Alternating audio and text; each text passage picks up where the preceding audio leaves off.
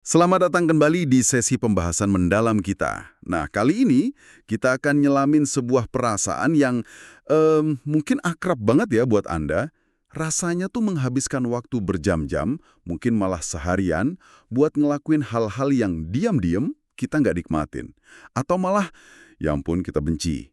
Ada filsuf Henry David Thoreau pernah nulis kalimat yang nusuk banget nih. Biaya dari sesuatu adalah jumlah kehidupan yang harus ditukarkan untuknya. Gitu. Langsung kepikiran ya kan? Seberapa sering sih kita, di zaman sekarang ini, tanpa sadar nukerin kehidupan kita dengan cara yang nggak oke? Nah, buat gali jawabannya, kita bakal fokus ke bab 2 dari buku Arthur C. Brooks, The Happiness Files.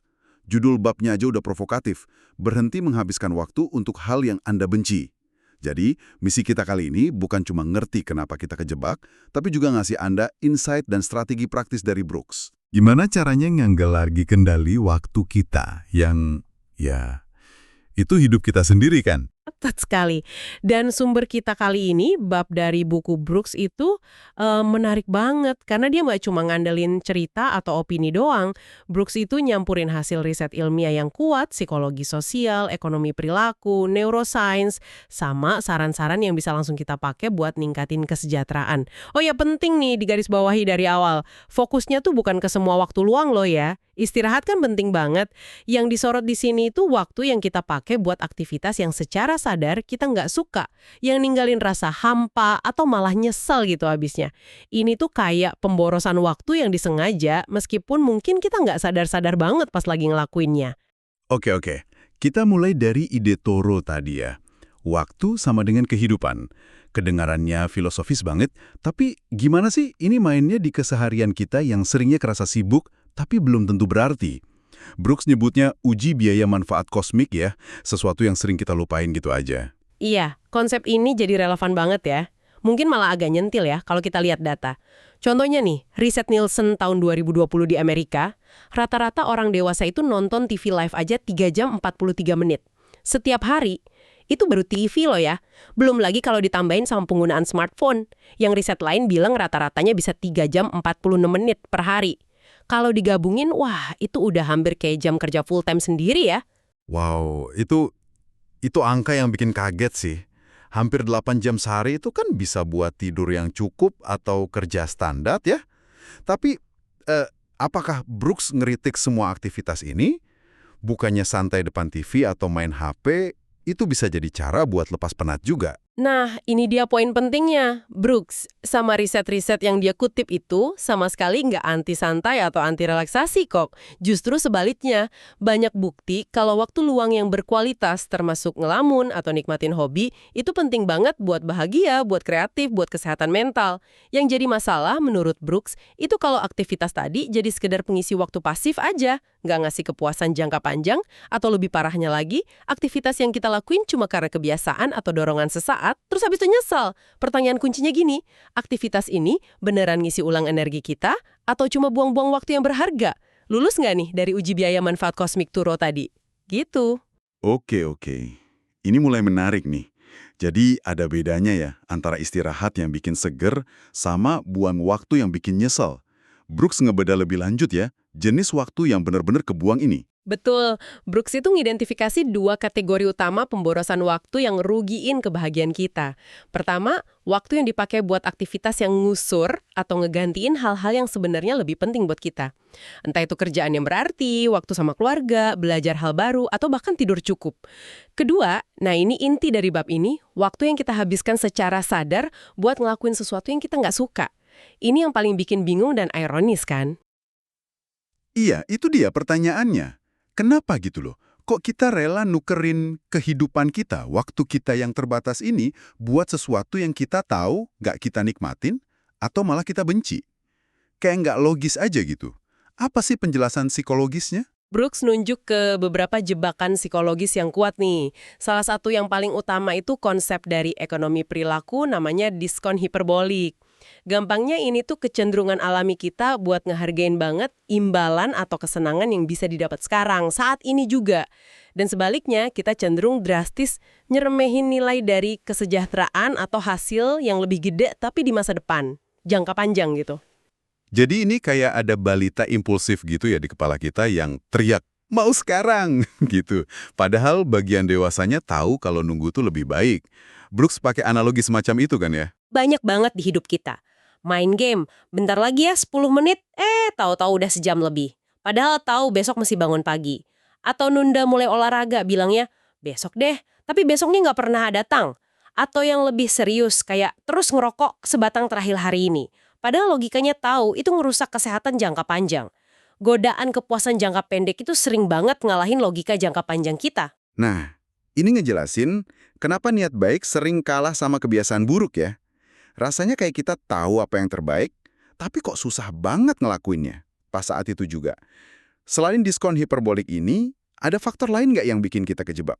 Tadi sempat nyinggung soal kecanduan ya. Nah ini nih bagian yang sangat menarik dan relevan banget sama era digital kita. Ambil contoh smartphone lagi deh. Nggak diragukan lagi ya, smartphone itu alat yang berguna banget. Tapi ada sisi gelapnya. Ada survei tahun 2015 itu nemuin kalau hampir sepertiga pemilik smartphone ngerasa perangkat itu lebih kayak tali kekang gitu, bukan alat pembebas. Penggunaan yang berlebihan bahkan dikaitin sama fenomena kecanduan digital yang katanya berhubungan sama rasa kesepian, cemas, depresi yang gingkat. Gimana tuh mekanisme kecanduannya di otak kita? Terutama kalau dikaitin sama ngabisin waktu buat hal yang mungkin udah nggak kita suka lagi, kayak nge-scroll medsos tanpa henti gitu.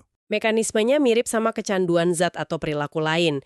Ini ngelibatin sistem penghargaan atau reward system di otak kita, terutama neurotransmitter dopamin.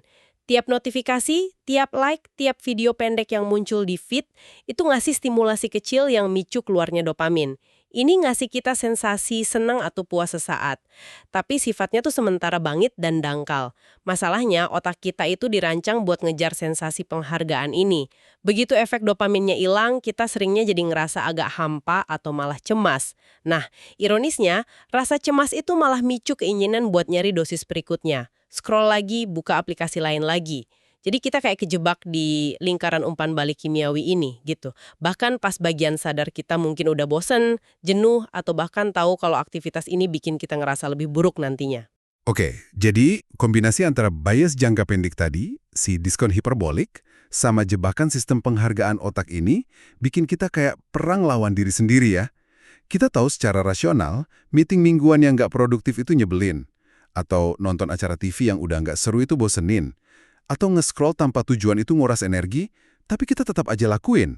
Entah karena susah ngelawan impuls sekarang, atau karena udah terlanjur kejebak di siklus kebiasaan yang diperkuat secara kimiawi itu tadi. Gitu ya?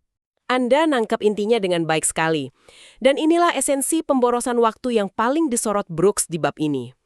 Ngelakuin hal-hal yang secara sadar kita tahu nggak kita inginkan atau nggak kita nikmati. Ini bukan cuma sekedar nggak produktif, tapi secara aktif ngurangin kualitas hidup kita. Karena kita nukerin kehidupan buat sesuatu yang negatif atau hampa. Oke.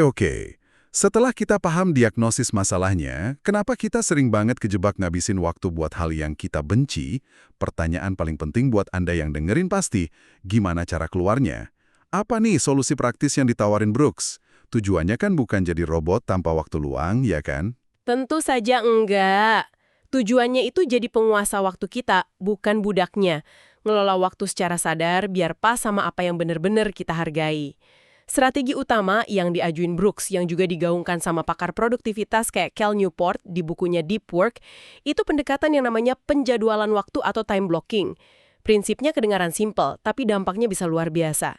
Putuskan sebelumnya gimana Anda akan gunain tiap blok waktu Anda. Jadi bukan mutusin secara impulsif pas momen itu datang. Kenapa mutusin sebelumnya ini penting banget? Bukannya itu malah ngurangin spontanitas ya? Justru sebaliknya lol, ini bisa nyiptain ruang buat spontanitas yang bermakna. Pentingnya mutusin sebelumnya itu buat ngelawan si balita impulsif di kepala kita tadi, bias diskon hiperbolik itu.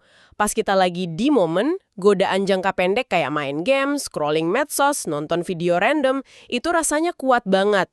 Kalau kita udah punya rencana yang dibikin, pas pikiran lagi jernih dan rasional, kita punya pegangan kuat buat nggak tergoda.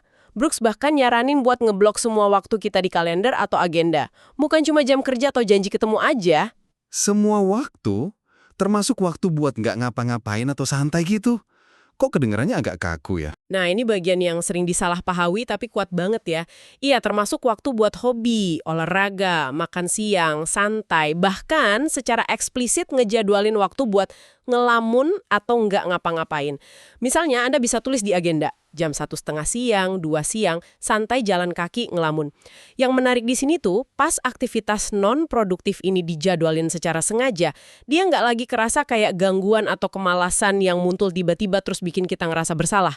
Aktivitas itu jadi bagian sah dari hari kita, dan karena udah dialokasiin waktunya, kemungkinan kita buat balik fokus ke tugas berikutnya, tepat waktu, misalnya jam 2 siang, jadi jauh lebih tinggi. Kita nggak lagi keseret tanpa sadar gitu. Saya mulai paham nih. Jadi, ini bukan soal ngisi tiap detik dengan produktivitas, tapi soal intensionalitas, kesengajaan. Kita secara sadar milih gimana waktu kita mau dipakai, bahkan pas pilihannya itu buat istirahat total. Kita kayak ngasih izin ke diri sendiri buat santai di waktu yang ditentuin, bukan ngebiarin bosen atau godaan sesaat, nyuri waktu dari hal lain secara acak, terus ninggalin rasa bersalah. Gitu kan ya? Tepat sekali. Ini pergeseran dari reaktif jadi proaktif terhadap waktu kita. Dengan ngejadwalin, kita secara aktif mutusin pertukaran kehidupan mana yang sepadan, yang lulus uji biaya manfaat kosmik toroh itu tadi. Dan kita mutusinnya sebelum kita dihadapkan sama godaan jangka pendek. Ini juga ngebantu kita ngebedain dengan lebih jelas antara istirahat yang benar-benar kita butuhin dan nikmatin, sama aktivitas pengisi waktu yang sebenarnya nggak kita sukai tapi kita lakuin karena kebiasaan atau karena nggak tahu mau ngapain lagi. Nah, ini nyambung lagi ya ke prinsip inti Thoreau yang Anda sebut di awal tadi, soal evaluasi biaya kehidupan. Bener.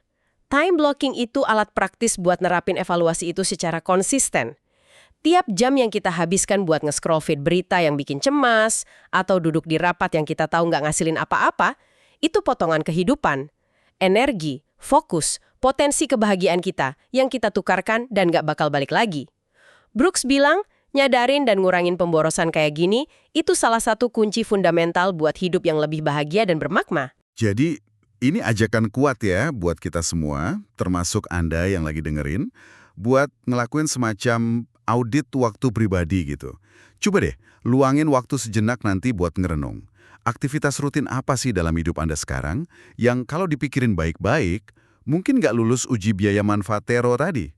Aktivitas mana yang ngabisin kehidupan Anda tanpa ngasih imbalan yang sepadan? Atau malah ninggalin jejak nyesal atau rasa kosong? Dan langkah berikutnya yang nggak kalah penting itu belajar ngebedain nuansanya. Nggak semua aktivitas non-produktif itu jelek loh ya. Nonton serial favorit bareng pasangan, main game sama temen, atau sekedar duduk nikmatin kopi sambil lihat keluar jendela, itu semua bisa jadi sumber kebahagiaan yang sah kalau kita lakuinnya dengan sadar dan nikmatin. Tantangannya itu ngenalin dan jujur sama diri sendiri, aktivitas mana yang masuk kategori ini dan mana yang masuk kategori pemboros waktu yang diam-diam kita benci. Yang kita lakuin cuma buat ngisi kekosongan atau karena kejebak kebiasaan. Bisa ngebedain keduanya itu langkah awal yang krusial banget. Oke, mari kita coba rangkum ya beberapa pesan kunci yang bisa kita ambil dari pembahasan bab 2 buku Arthur Brooks ini. Pesan utamanya yang diulang-ulang terus adalah waktu Anda itu secara harfiah ya, kehidupan Anda. Jadi, perlakukanlah dengan penghargaan yang sama, kayak Anda ngehargain hidup itu sendiri. Jangan diobral murah. Betul, dan kunci buat ngehargainya itu ya dengan secara sadar dan aktif ngebedain. Bedain antara istirahat yang bener-bener mulihin energi dan jiwa Anda sama aktivitas yang cuma nguras waktu dan ninggalin rasa hampa. Jangan ketukar antara relaksasi yang berarti, yang bikin Anda ngerasa lebih baik setelahnya, sama pelarian sesaat dari bosen atau nggak nyaman, yang ujung-ujungnya malah bikin ngerasa bersalah atau nyesel. Dan sebagai langkah konkret pertama yang bisa Anda coba terapin nih, kekuatan dari penjadwalan waktu yang disengaja atau time blocking tadi, itu patut dipertimbangkan banget. Ini bukan soal jadi kaku atau ngebatasin kebebasan kok, tapi sebaliknya.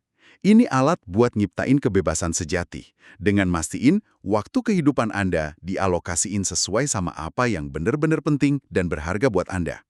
Nah, sebagai penutup nih, kami pengen ninggalin Anda dengan sebuah tantangan reflektif. Sebuah pertanyaan buat direnungin lebih lanjut. Balik lagi ke uji biaya manfaat kosmik Thoreau tadi.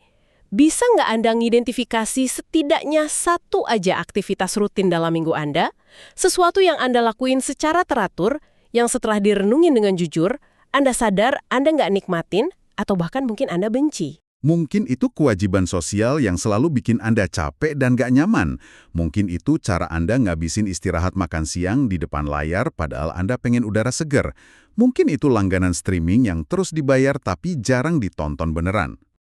Setelah Anda berhasil nemuin satu aktivitas itu, coba pikirin pertanyaan berikutnya. Apa satu langkah kecil, sekecil apapun itu, yang bisa Anda ambil minggu ini buat mulai ngurangin atau bahkan ngilangin aktivitas itu? Dan yang lebih penting lagi, buat apa Anda akan nukerin kembali potongan kehidupan yang berhasil Anda selamatin itu? Apakah buat tidur lebih awal, baca buku, nelpon teman lama, mulai hobi baru, atau sekedar duduk diam aja tanpa ngapa-ngapain secara sengaja? Pertanyaan ini nih tentang gimana kita pengennya ngisi waktu kita, bukan cuma gimana kita seharusnya atau biasanya ngisinya, itu inti dari hidup yang lebih bermakna dan bahagia, menurut Brooks. Mempertanyakannya aja udah kemajuan besar loh. Persis, perjalanan menuju penggunaan waktu yang lebih bijak itu dimulai dari kesadaran dan pertanyaan kayak gitu. Terima kasih banyak sudah bergabung dalam pembahasan mendalam kita kali ini. Semoga ya, wawasan dari Arthur Brooks ini ngasih perspektif baru dan langkah praktis buat Anda dalam mengelola aset Anda yang paling nggak ternilai, waktu alias kehidupan Anda. Sampai jumpa di sesi berikutnya.